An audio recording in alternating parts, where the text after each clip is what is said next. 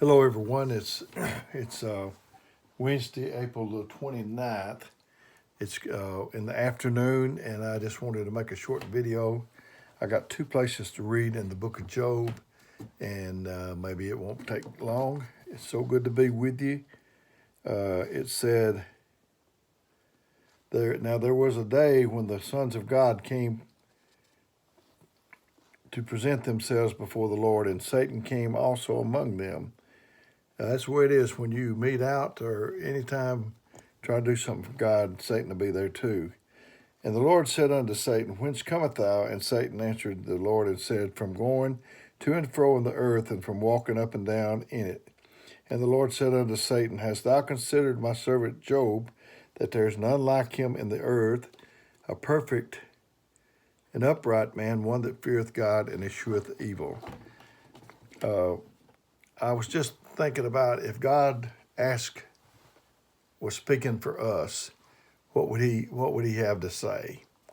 If your minister, if somebody asked your minister about you, what would he say? If somebody asked you about your minister, what would he say? What would they say? He's okay. He's just okay. I know. I'd like for people to say he's good. I'd like to say about someone else they're really good and not just okay. I thought about the people we trust that we've never met, and we trust them, and people that we know seem like that we have trouble having the trust that we need in them. I have flown on airplanes before. I didn't know the pilot. I never did go to the cockpit and meet him. I never did ask for his credentials. I never did ask to see how many flights he'd flown or anything like that. Letter of recommendation, none of them things. We just trust people.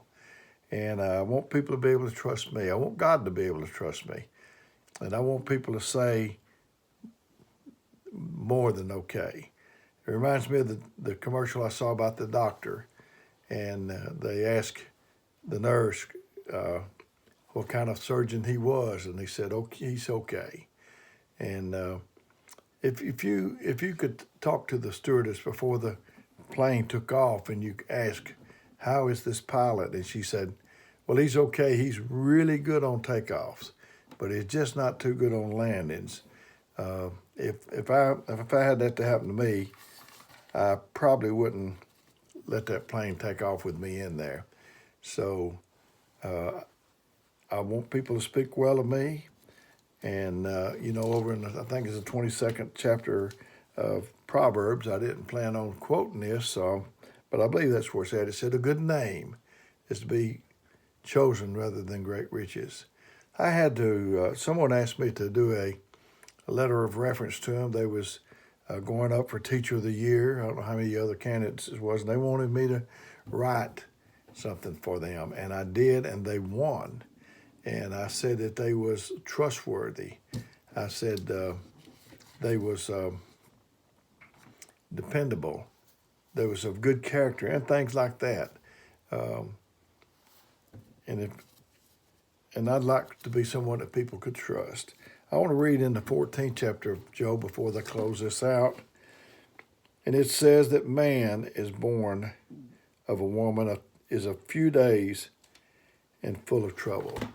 This life is full of trouble. He said that man is born of a woman of a few days, is a few days but full of trouble. So if life is full of trouble and God cannot trust you with trouble, then that means to me that he cannot trust you with life. It means so much to be a dependable person. He said, like I said a while ago, a good name is to be chosen rather than great riches. I'd rather have it than I think I said the other day, than this room be piled full of money. And he said, can God trust you with trouble? I said, can God trust you with trouble? Oh, yeah, I know that he can trust you with the good times. I've seen people when the church was going good, their church was going good, they was perfectly okay. But then when it started to spit and sputter a little bit, it was hard to trust them. I remember when I was growing up, at my house, we was Alabama fans. No offense to Tennessee or Auburn or anything, but I don't watch that much now, and I don't get all tore up about it. But then it meant a whole lot, and I was such a fan that I liked Alabama whether they won or lost. There are people, I'm just talking about in the world, if someone's winning, they're a fan, but if they're not, they'll turn on you in just a little bit. Are you a fan of your church? I am a Meridianville Holiness Church fan. I've seen some good times and I've seen some not so good. Right now, right before the coronavirus, it was so good, and I'm looking forward to getting back to that. But I want to be remembered. I'd love to leave my DNA on this planet. I'd like to make a difference while I'm here. I'd like you to feel me when I come and feel me when I leave. So I think it's just about all I want to say to you today. I hope it's helped you in some way. May God bless you and help you through all of this. And may the Lord direct my mind to get you what you need day by day. We need our daily bread. I said before on one of these, if I eat today, but tomorrow somehow or another I want to eat tomorrow. The daily bread of the Word. It's not gonna.